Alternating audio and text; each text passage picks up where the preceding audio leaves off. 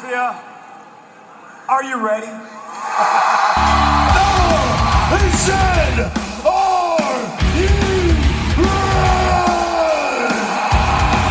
This is Brotherly Love Wrestling Podcast, your first stop for everything professional wrestling. So sit back and enjoy wrestling talk at its finest with your hosts, Larry Hall and Joe Corrado.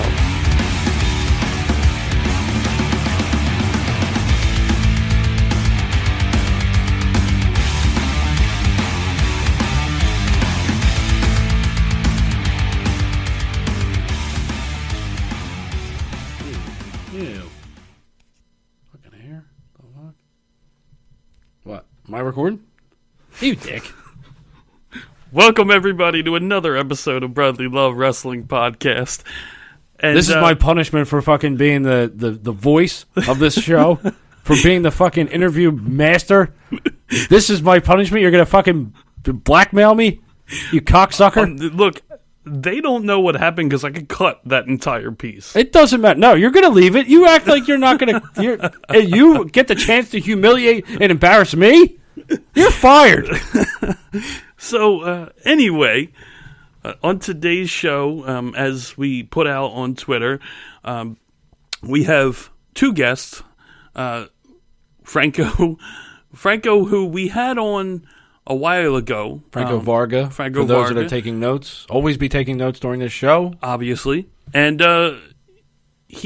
we were talking to him at the MLW event. I was messaging with him, hoping to see him wrestle, but his match got cut last weekend. And actually thrown out the name of Tony Atlas and that we were going to have him on. So we were able... He name-dropped Tony Atlas, and then he delivered Tony Atlas. Yes. This interview, it was good. It was short, but it was great. If you're keeping up, that's good, short, great. But yeah, Tony unfortunately hadn't eaten since 2 p.m. today and had to cut out because his ride was there to go because the flight was canceled from Philadelphia to go down from wherever he is. No, he was coming into Philadelphia. Yeah, coming into Philadelphia because of the shitty weather we had today. Yeah, fucking shitty. It was sunny all week, and then it fucking decides it wants to sleet today. Yeah, so Pieces now of shit. Tony has to drive with his own money 10 hours down to Delaware for this show that is tomorrow afternoon. But you'll hear all that from Franco, who will explain everything that's going on. But it was a really fun interview, which it was the first time as well, but this time even more, because we learned even more about Franco and learned how Tony feels about the world of wrestling. We learned today. one thing from Tony Atlas today. We learned one thing, how he feels about the wrestling business right now and what wrestling is right now. Yes. And if you listen to this show for one thing and one thing only, you listen for the whole thing, goddammit, but if you listen for one thing and it's to hear Tony Atlas say what he thinks about wrestling right now, then you win. We win. We all win. Yes. We got a WWE Hall of Famer on this show for maybe 1 minute, but still, 1 minute is more than some other people have of WWE Hall of Famers. Absolutely. If you're keeping score at home. Yes. Take notes and keep score. That's what we've learned here. Listen to us. Talk to these people. Take notes. Keep score. Here we go. New year, same stuff. So. Get over on Twitter. Become a wrestling superstar. I don't, yeah, you're totally right. I don't get it. Like, Twitter is still a strange land to me. So I finally got a grasp of Facebook, and I don't want to do it anymore. I don't even know what Instagram is. I don't know. I think it's fucking pictures and shit. So if you're like really good looking, then you got a lot of followers on Instagram. But if you so random, yeah, so random. Like if you're kind of like okay, you'll probably fall somewhere in the middle. But I don't know. I don't get it either. Yeah. It's every. I only got like 3,000 followers on Instagram, so I must be, I don't know, towards the low end, which that's fine. That's fine. Here it is. You know when you were in high school and the popularity contest was like, okay, like the jocks and the cheerleaders and all those, like that's what the popularity contest is of the new age is right. Social media, except with butt implants and all this other stuff that's going around. Well, yeah. Okay, I don't think I'm going to get butt implants, at least not this year.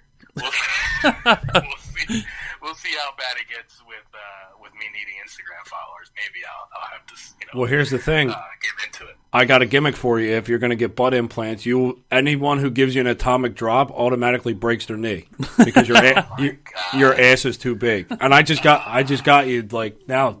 That's like superstardom level. That's Joey Ryan level. That's right, Joey and Cassidy, who I'm super happy for. Yeah. Yeah, but they just broke the mold by being silly, and sometimes I love Doink the Clown, so I cannot knock those guys. They're the new age Doink the Clown. So I mean, I love this stuff. It can't be serious all the time. Like life's serious enough. Like I watch wrestling I want to have fun. So I love those guys. I love the guys that. I love the seriousness, but I love it all. So fuck it. I don't understand how people are so fucking unhappy all the time. No, it's just everyone wants to have an opinion, and everybody feels like their opinion weighs a ton, and it doesn't. And like, if we all looked like Lex Luger and Randy Orton, it would be boring. So, and I've said that forever. One of my favorite wrestler of all time was Vader because he looked like nobody else. And I think I spoke about that last time when I was on with you guys. Yeah, you did. Vader was just, he didn't look like the guy you wanted to meet in a back alley somewhere. Like, but if you ran into, anybody else on the roster, it's like, I probably can't take him, but I get why he's a wrestler. Vader, you're like, that guy's gonna kill somebody. Yeah. That was that made it different. That made it interesting to watch him. That and the mask that he wore petrified me as a kid. Oh man, awesome. I hate like as a kid though I hated it, and then it blew smoke, and then he beat up Sting, so I hated Sting was my favorite. I hated when he beat him up. That's right. Yeah, man. So that's kind of what we're missing, in wrestling is just like everyone's too worried about what the next guy's doing, and we forget to be different, to be your own person. Yeah. Yeah. I think that's something I do well. I don't specifically watch certain guys because I'm like, I don't want to do anything near that, I got the bump into MJ, and I was like, hey, kayfabe aside, you're doing a great job. And he's like, yeah, whatever, man. And that's how it's just like he keeps it up all the time. That's what you got to do. It's just have fun with it. That guy's awesome, man. He gets paid to be a dick. Yeah. Yeah, man. It's just like, I don't know. It looks like he likes doing it. Yeah. But he's awesome, man. I love that kid. And I actually was with him in the UK doing that Road to Glory tournament, and I was so happy to see him because I'm like, man, this guy is blowing up overnight. It's amazing. So it's awesome. Yeah, that is a great part about wrestling right now too. Is that anyone can become an overnight star. Because there's so many different outlets now. Yeah. Well, it's just strange. It's strange how it happens because. Like Cornette just crapped on a couple of guys just crapped all over it, and that clip went viral just because Cornette had some negative things to say, and people because they hate Cornette, they'll anything Cornette hates, the new fan they're gonna back it no matter what. It could be a literal piece of crap on the wall. If Cornette's like, I don't like it, they're gonna be like, I love this piece of crap on the wall. It's got some validity to it. It's true because if you can get Cornette to hate you, hell, people have T-shirts now. The two guys from that match, they have T-shirts now based on how Cornette helped them get a ton of followers, and it's like you just gotta. It's just the weird things, the weird pockets of things that are out there to gain popularity. It's so strange, and it changes daily. Is Cornette still? Is he just kayfabe all the time? Does he live in kayfabe land? Like he's figured out how to kayfabe Twitter? Yeah, and you can tell where he's like friendly with certain guys, and then like on Twitter he'll destroy them. It's like a lot of people don't give him credit because he doesn't.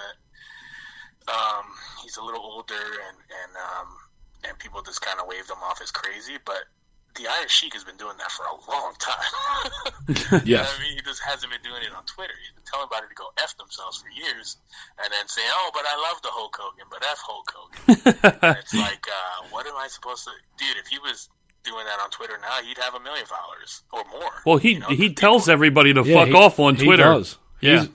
He's big on telling people to fuck off on Twitter. Yeah. Right. And you're going to... And if you meet him in person, he's going to tell you to go do it, and it's going to be the funniest autograph signing you're ever going to go to. And you're going to remember that. Yeah. that's a gimmick now. Yeah, I mean, it's weird now that because everyone takes things so literal that those that can manipulate others are the geniuses of it. Mm-hmm. Yep, exactly. But if Iron Sheik does it, right, and tells someone to go F off, they're going to be, oh my God, it's amazing, I can't believe it. But someone who is, like I do a lot of charity work, a lot of stuff, I'm mainly, for the kids, I always joke Black Cena, stuff like that, right? But if I told them to go F off, it's a huge deal. It's a problem. It's a problem, and oh my God, cancel Franco Varga.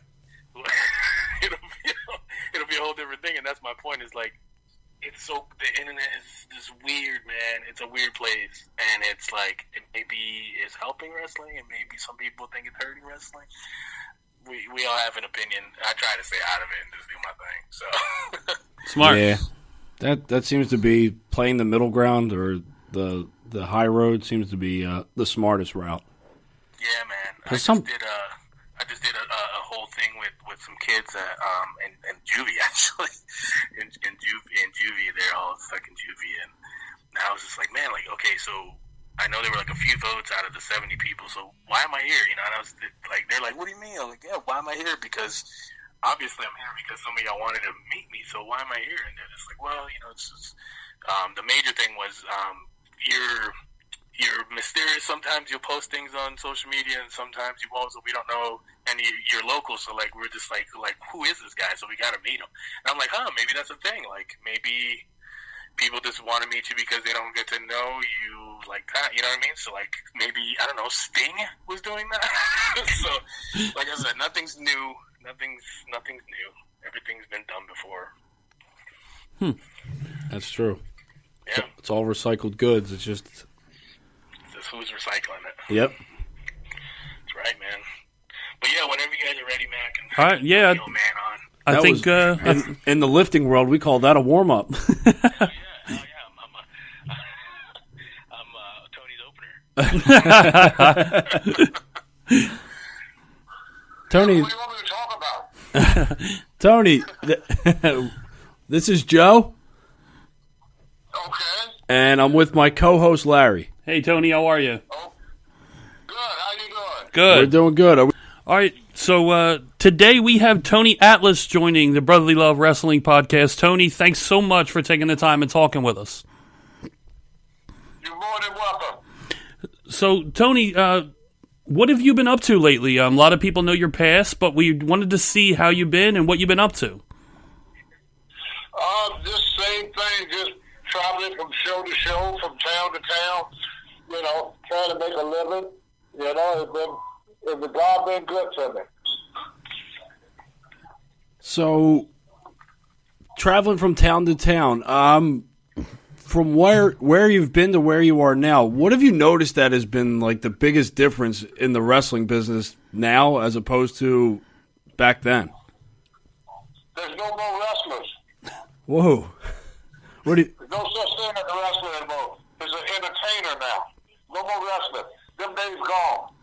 Vince McMahon made that very clear. He said he beat Ted Turner because Ted Turner was in the wrestling business and he's in the entertainment business.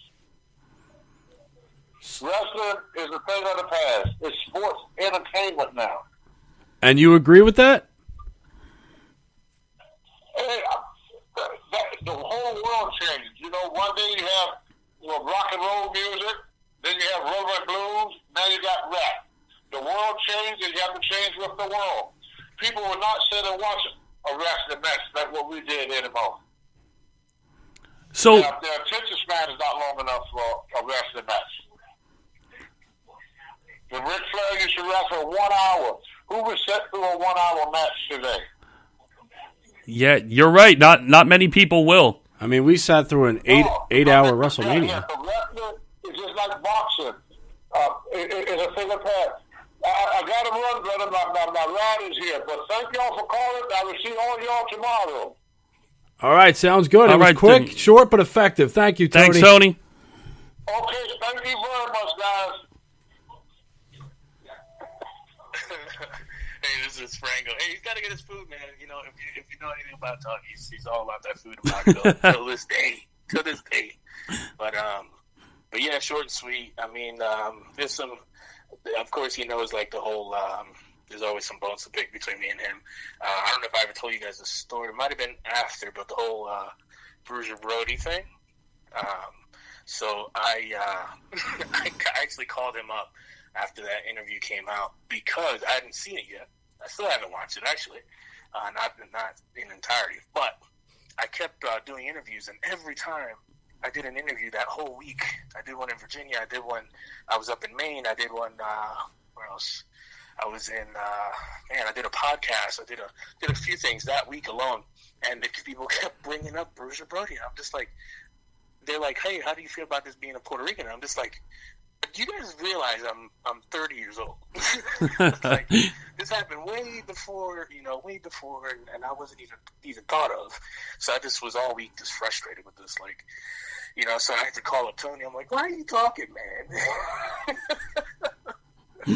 And it was a really long conversation, but he kind of told me, like, why he did the documentary and all that. But I was just like, man, like, what's going on this week? And then I found out this documentary had come out. But I called him up, and I'm like, hey, man, why are you talking? Why are you making my week hard? So we still laugh about that to this day, man. This is hilarious. So you were getting asked about the Bruiser Brody incident? Yeah, man. How did that correlate with you? Because I'm Puerto Rican. That's all. And I've wrestled in Puerto Rico. I spent some time in Puerto Rico. So. All right. Well, I was, that's Carlos is one of the people I attribute to my career.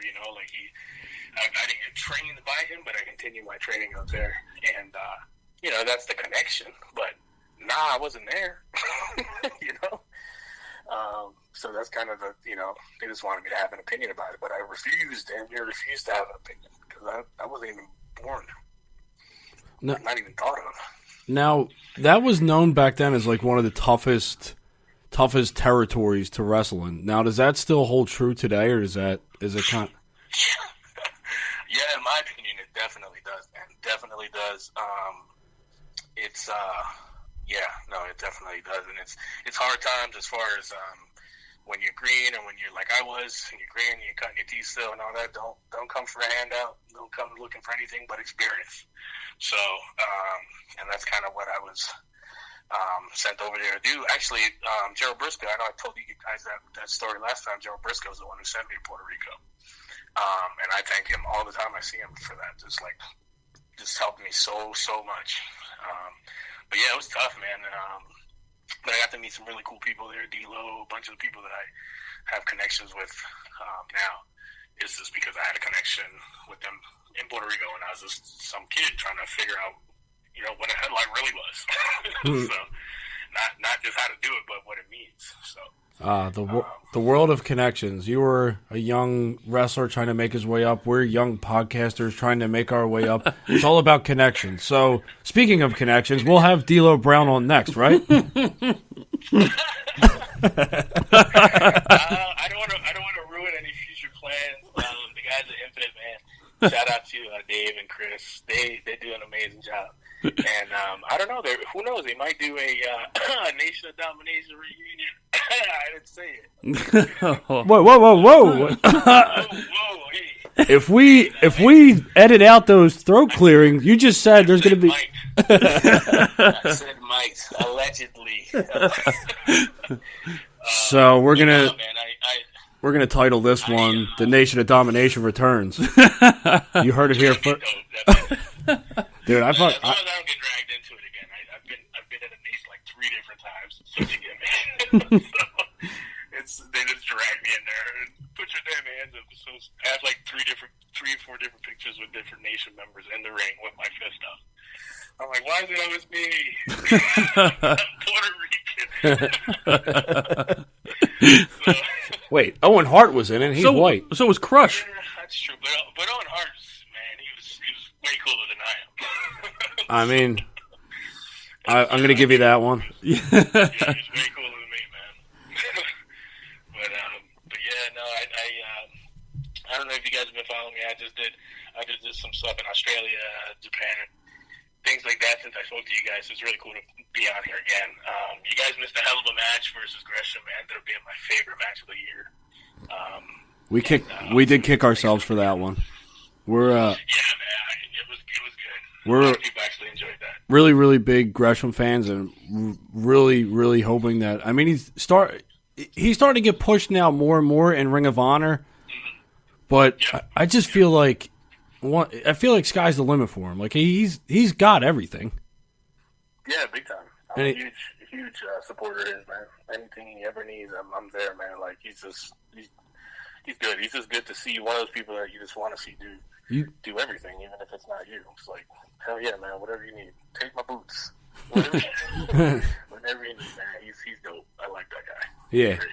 I mean, I wish there was way more people like him. Last of a dying breed. I mean, that style that he wrestles in. Yeah, he's put a lot of work into actually that style. Yeah, like he just, he can go with anybody. He can wrestle any style, but that's definitely what you know him for. Yeah.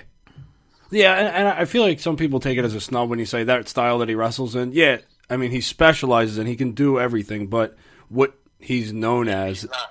He's not stuck just doing that. That's yeah. You're not going to out-wrestle him. Correct. You're never going to out-wrestle him, so you're going to have to beat him somewhere else, some other kind of way. That's kind of what we had to do with me. It's like I purposely wanted to. I mean, I'm not going to give it away to you guys. I'll give it away, actually, because you guys haven't seen it yet. So where can we see that again? It's at infiniteprowrestling.com. Infiniteprowrestling.com.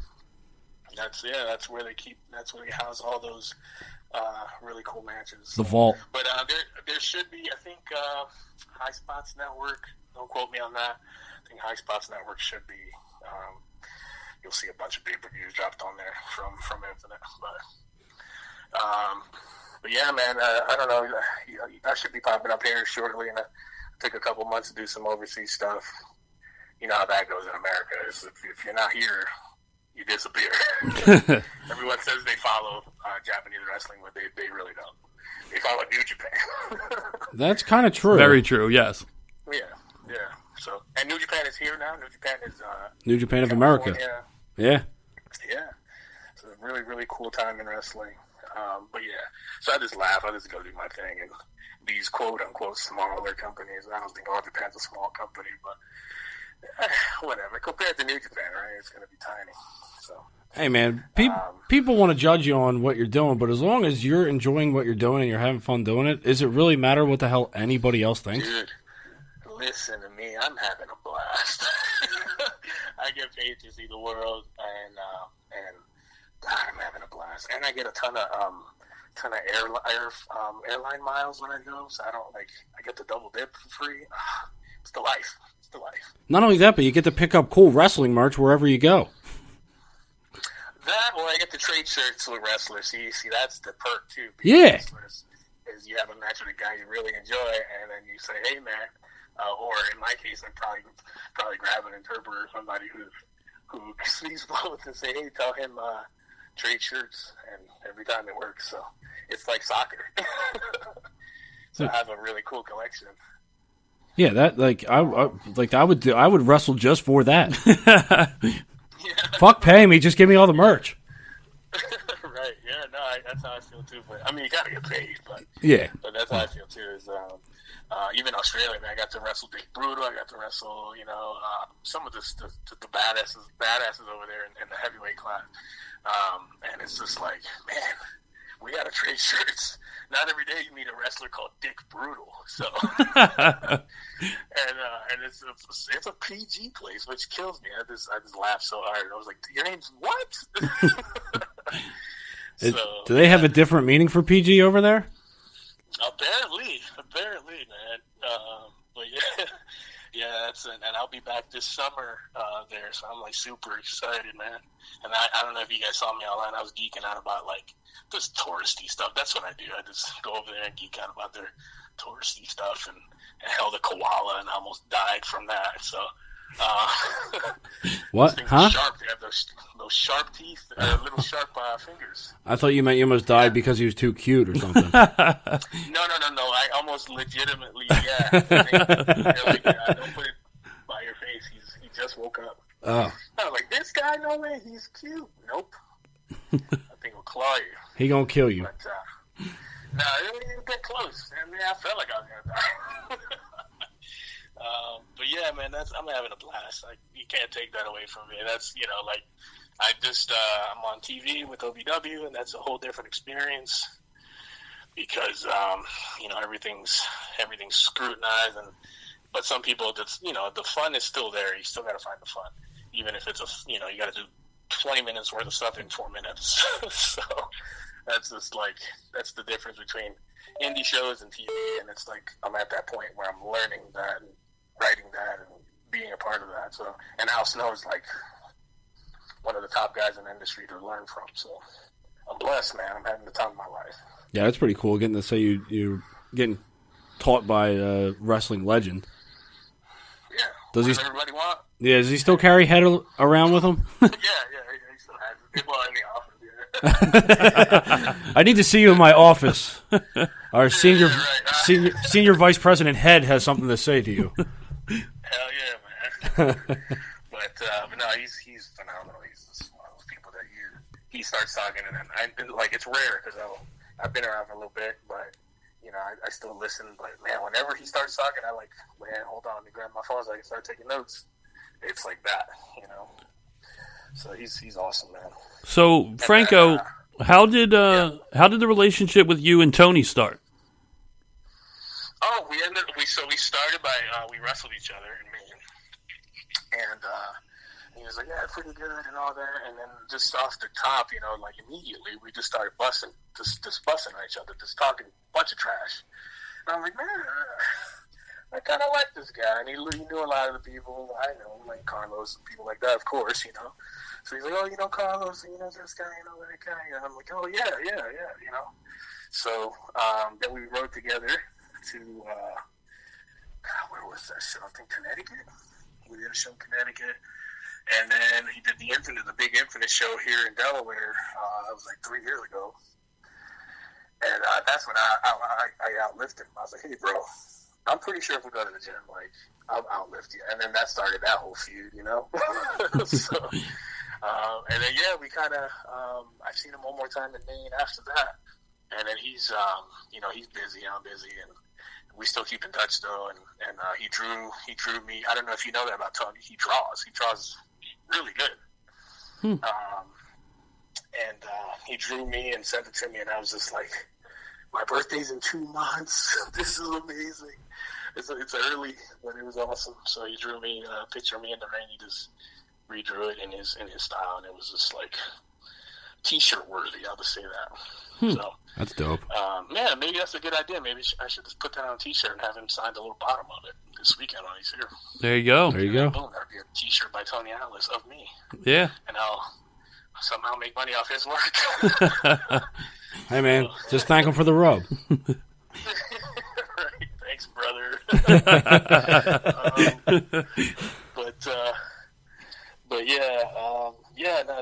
We just stay in touch, and I love that guy, man. He's awesome. He's taught me a lot, and a lot of people give him slack for, just being a big bodybuilder guy. But as far as bodybuilding too, man, I've grown so much in my shoulders and arms just alone from just listening to stuff he's taught me. So just little tweaks.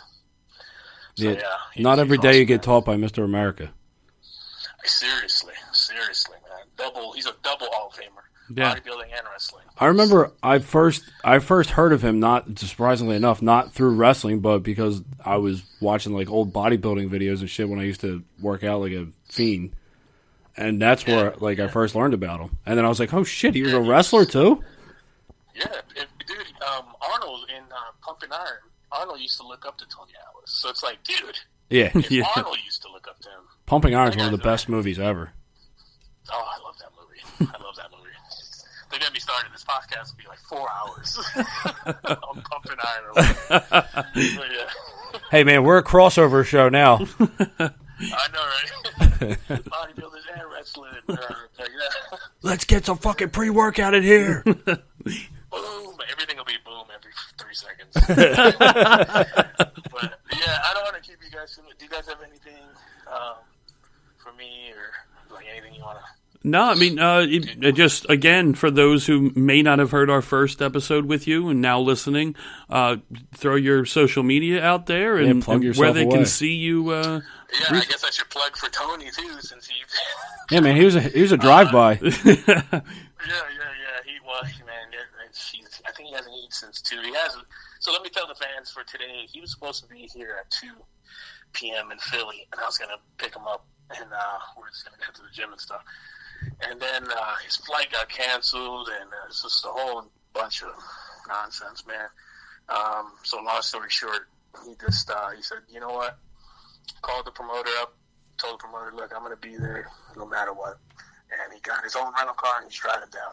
And that's Tony Atlas, man. That guy's freaking awesome. Most guys would have canceled and said, I can't make it. But he's jumping in the car, his own money, putting his own money into a rental car, and driving 10 hours to be there because he loves his fans. And even if it's 200 fans or 5,000 fans, he's going to be there. So, I'm not crying, you're crying. but no, that's what I mean when I say, like, it's not about you, it's about the fans. And you know, I always sometimes get a bad rap about that, like, oh, he's more old school than he should be. Like, no. That's pro wrestling in its essence. Guys like Tony, that doesn't matter. You made a commitment. Those fans want to see you. They want to, they paid to see you. You're going to be there.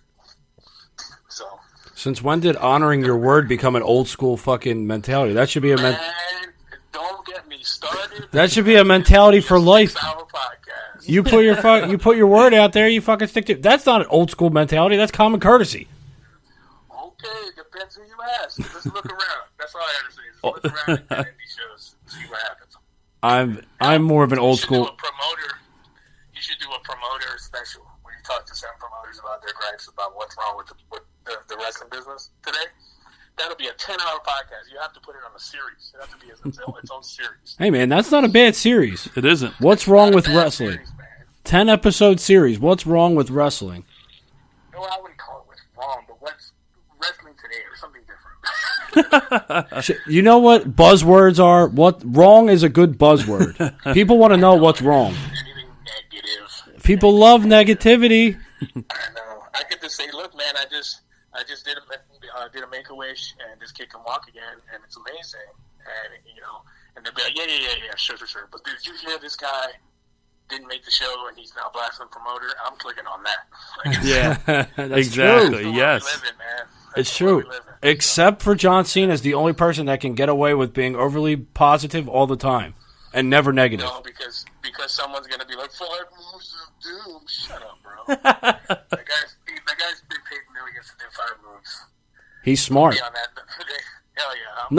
Put me on that bandwagon. I'm there. Not only that, but when he came back, he wanted to bump for guys and put them over. Like he's that guy. Yeah, exactly. His time is over. He's gonna go do movies. Now he's in the new Fast and Furious. He's gonna come in and do people a service and help them out. And what's he get? Oh, John Cena's back. Damn it, boo him. I follow those sentiments. I like John Cena. He can do no wrong. He can do no wrong by me. The guy's awesome. Yeah. But he's our Ric Flair. You still have to make sure you give your social media accounts. Oh yeah, sorry. See, you got me off. Anyway, Larry's a big stickler for the rule. I want everyone to be able to follow Franco and Tony for that matter. Yeah, I'm Franco Wrestles on all of them, and Tony, I think he's just on Twitter at Real Atlas. Mm-hmm. But yeah, sorry. See, I get that word. What's the word? Passion. Yeah, I got a little bit left. So. Oh, that was a good one. That was like a mini promo. Tiny bit. Yeah, that was a clip. Well, hey guys, thanks for having me again. You guys are dope, and thanks for having Tony, even though it was short. But yeah, he'll be at Heartbreak 2020 in Delaware tomorrow. You cannot miss it. We got to talk to a WWE Hall of Famer today, so I mean, if it was only for that short, that's good. We did pretty good. Hell yeah. So Franco, thanks again, and it was great talking to you. Absolutely, man. Let me know, man. I'll get you guys in through the back door, for the next show. All right. Hell yeah. All right, brother. Have a good one. Take it easy, man. All right, bye. All right, so there you have it, our talk with, an abbreviated talk with Tony Atlas, and the rest with Franco. It's a shame because I had a lot of questions that I wanted to go over, and I got one. It was a good one, but it was one. Yeah, the response, I wasn't expecting. Was not expecting that. No. But you know what?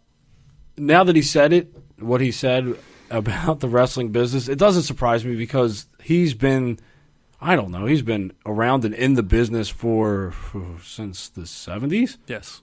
Yeah. So I can only imagine how many different changes the fucking business has gone through and what it's turned into and where it's gone and where it's been and where it's going to be. Like, he's seen it all. Yeah. He's literally seen it all from many different aspects. Mm-hmm. From fucking down in the territory days to the WWF to running back. He's on the indie circuit now. He was. Don't forget, he was in WCW for a very short period. Yeah, for a short stint. He's a fucking professional body. He's Mr. America. Yeah. Three times Mr. USA, I believe. Yeah. Yeah. And he's still fucking lifting weight. He's a better person than a lot of us. Absolutely. Just in a physical standpoint. Yeah.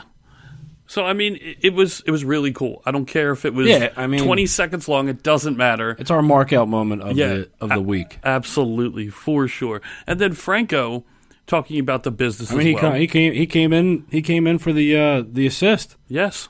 We had Tony. We got Franco. And look, you heard. It's like an alley-oop.